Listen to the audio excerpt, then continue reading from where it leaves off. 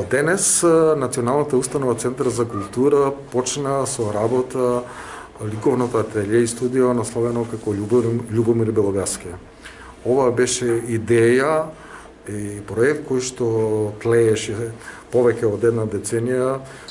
За оние што знаат, Љубомир Белогаски е еден од најпознатите ликовни уметници во Македонија од најшите краишта. И еве денес на некој начин ни се оствари сонот на установата едно такво ателје и студио насловено по неговото име да се отвори и во Центарот за култура. Како што можете да видите, во две простори веќе тоа се првите членови на ликовното студио кои што ќе доаѓаат секоја недела. Центарот за култура на сите ја обезбеди квалитетни платна, квалитетни акрилни бои и сите они алатки за кои што е потребно да се направи едно ликовно дело.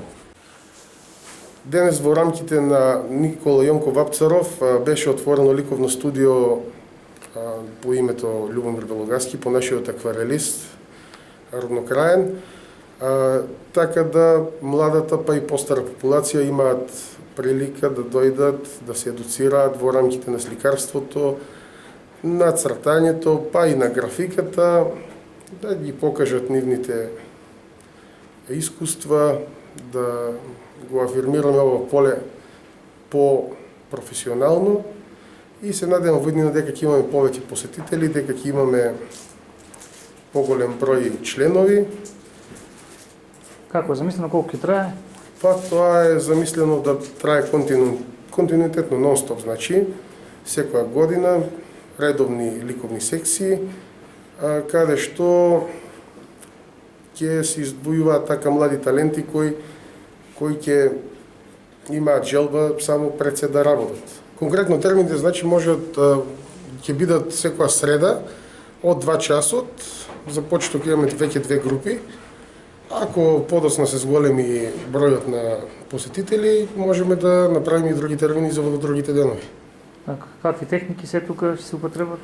Овде значи ќе се работи со цртеж, се работи сликање на платно, на хартија, може да се работи графика, печатење, линорез и други техники. Да ни кажеш како се викаш, колку време црташ? Павел Јангеловски. Па подолго време.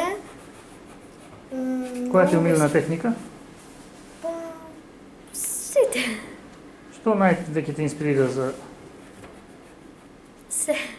нешто, например, живееме во модерно време, онлайн настава, имате разни игри се играат, дали и тоа е дел од инспирација? Не, мене игрите не ме инспирираат, повеќе природата. Така. И дрвјата, куките, те работи.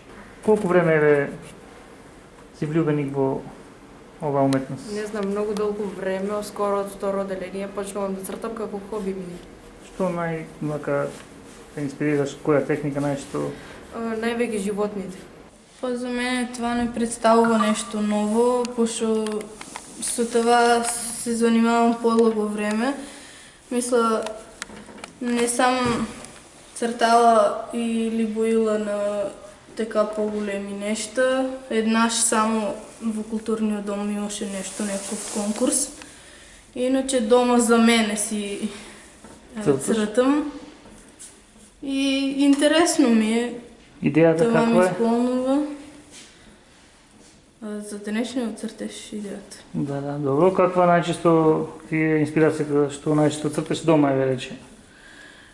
Па нешто многу ситно може да ме инспирира да направа нешто.